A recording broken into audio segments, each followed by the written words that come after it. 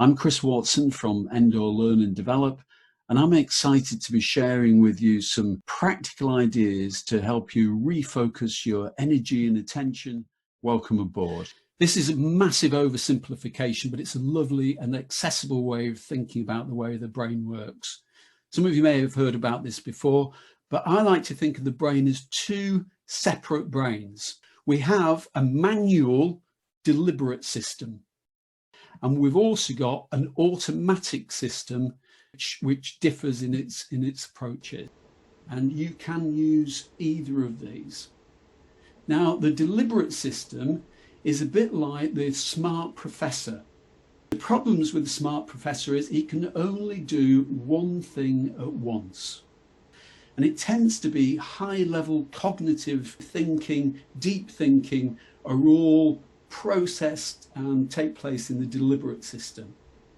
Habitual behaviours, things that don't require much thought, things that we've tried and tested over and over again, tends to be in the automatic system. So these are embedded habitual behaviour patterns. Constantly switching activities puts demands on the deliberate system. So switching activities from one thing to another actually depletes prefrontal cortex. And this is the key part of the brain for reasoning, problem solving, impulse control, making decisions, resilience, all in this area. They're called executive functions. They're also related to use of short-term working memory and our ability to respond effectively to things that need cognition. What happens is if we do get overloaded and lots of task switching does just this. This is why sometimes you come home from work and you feel you've done nothing, but you've been making lots of small decisions about things, and it does drain you and does deplete you. Too many demands on the deliberate system decreases regulation of cortisol, that's the stress hormone, changes in hippocampus, and that's to do with memory, so your memory gets impaired, and it leads to lower attention, lower concentration span, lower short-term memory, increased stress or erratic sleep patterns. It diminishes your willpower. So what can we do about this? Your little professor, your prefrontal cortex and your cognitive load is a depleting and diminishing resource. The more you use it, the less you have. Now that's different for the automatic system, whereby you can do more than one thing at once. And there was a fascinating piece of research that has been replicated many times. What they did was they wanted to see whether or not getting someone to test their willpower would actually deplete their other energy levels. So even physical challenges can be impaired, the sort of argument was, by exercising your existing mental muscle too much. So they asked people to do something which really does require a lot of willpower, which are wall sits, as you can see here. They split people into two different groups and they did one wall sit and they were timed and that was recorded. And then they asked them to fill in a questionnaire, take a breather, and then they would do the wall sits again. And this saw if there was any variation. All of the people who took part in the exercise were told not to eat for 2 or 3 hours beforehand. But one of the groups, in the room where they were completing the questionnaire after the first wall sit, their willpower was challenged because on the table were some hot cookies. Okay, and they said that it was for something else, they couldn't have those, but please concentrate on the questionnaire. The other group just had the questionnaire and they completed that. Guess what happened when two groups were measured again doing the wall sit? So there's two groups, one who had to sit and endure for 5 minutes the warm cookies and the warm cookie smell, and they were probably a little bit hungry, and the other group just sat and completed the questionnaire without the cookies. Who do you think performed better? I'm going to go with the ones without the cookie smell. It was. with the cookie showed a loss in performance of about 30%. It was the fact that they were using some of their mental resource, their mental muscle, by resisting the allure of the cookie. There was no variation whatsoever with the group that didn't have the cookie in the room. So it suggests that they had the same willpower reserve. Does that make sense? This resisting temptation, which we think is a worthwhile thing to do, depletes some of this mental energy that we have from the deliberate system, or from that prefrontal cortex, which is situated at the front of your brain. So what can you do about that?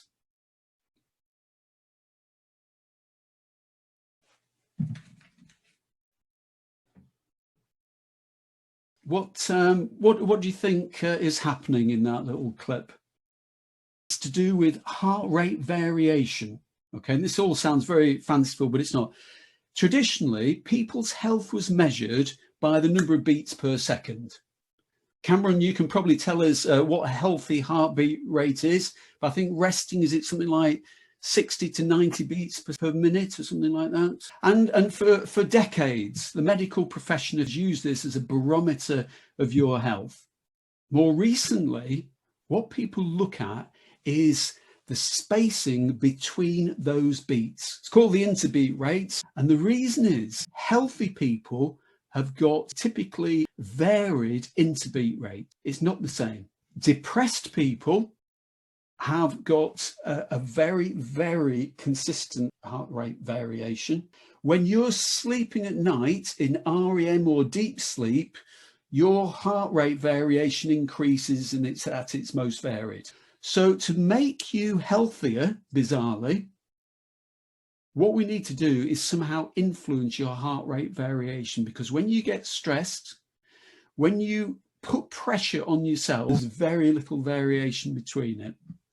And what happens is, by taking deep breaths and slowing your breathing down to around about 4 to 6 breaths per minute, it changes that heart rate variation and it puts you in a more relaxed state. Okay, you have to do it for about 2 or 3 minutes. More significantly, what it does, it makes you more resourceful and has been proven to increase your willpower levels. There are some other ways as well of increasing willpower. Here's a very easy one to adopt. You have to click your fingers exactly 50 times. Alternatively, count backwards from 100 in sevens.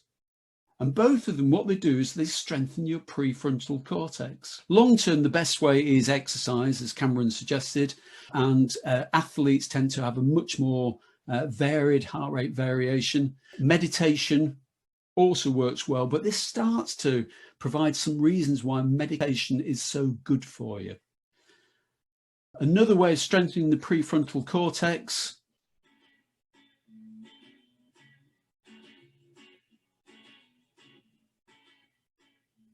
is to learn to juggle.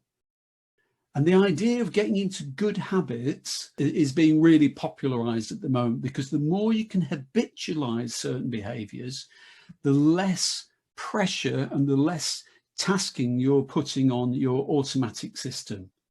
So anything that is possible to habitualize or automate is going to do you some good.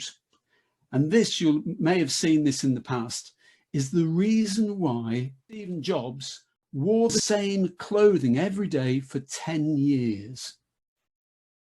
Why? To reduce decision fatigue. Perfect. And for something that he regarded as quite trivial, rather than every morning start to tap into that limited resource that we've all got and start depleting that resource, he chose to say, well, actually, this is something that isn't important to me. In the morning, what I'll do is I'll get up, I'll wear a black top, pair of jeans and a pair of sneakers. And that's what he did. Now, clearly, if you have a role where if you're a customer facing or you're a salesperson or a consultant and you're seeing a variety of people, what you wear may be integral to you, your identity, or to your job, and it might not be possible to turn up in the same outfit every single day. So you might have to make decisions.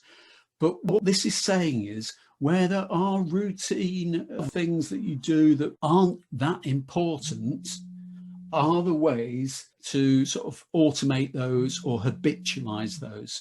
In the same way, Barack Obama was also advised around some of these things, and Barack Obama only wore 2 colors of suits, one gray and one blue, and the blue's used for formal state occasions and the gray one for other events, because then he didn't have to think about which one should I wear.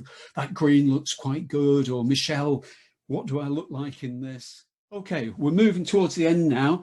But, are there any other tips, any other ways that you can strengthen your willpower and maybe protect some of that prefrontal cortex and the decision-making function that we all need to really look after and use as a limited resource?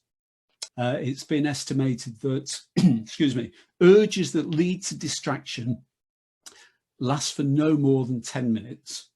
So if you imagine, say for example, habitually you respond to a ping on your phone, I'll just have a quick look, that urge to do that almost definitely will last no more than 10 minutes. So what you can do is say to yourself, oh, that's tempting, I'm going to have a look at that, but I will do it in 10 minutes time. So if you recognize in yourself that you're having urges, there are possible distractors, things that will help you lose your focus, and there's a wealth of evidence to say it's going to take you up to about 20 minutes to get back into that pocket of being as focused as you were.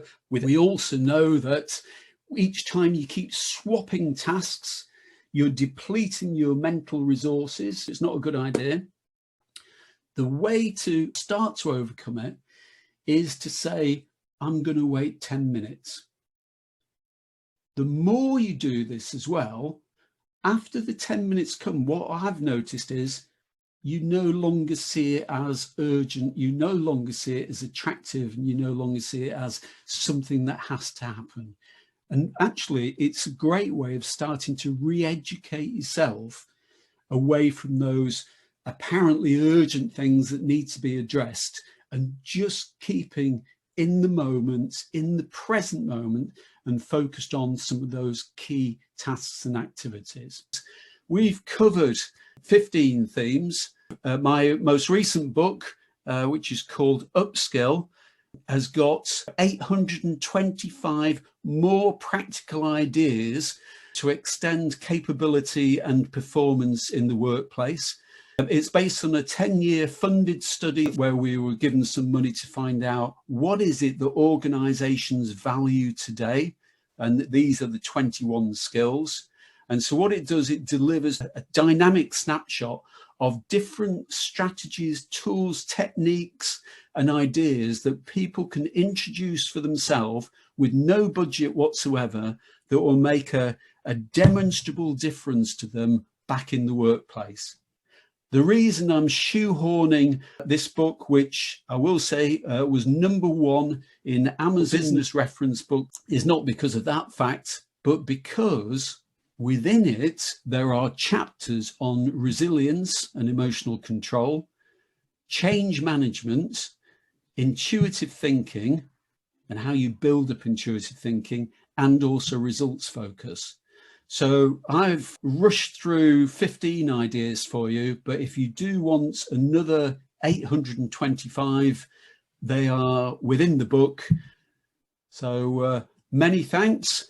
Hopefully I'll have the pleasure of working with you again, and what I'd really like is perhaps in a more face-to-face interactive kind of context. If that doesn't happen, good luck with the grey monotony of the rest of lockdown, and let's hope and pray that it ends soon. Thank you very much. Thank you for the Thanks, 2 days, Chris. Chris. Thank you. See you Cheers. soon. Bye. Bye bye. Thank you. Bye.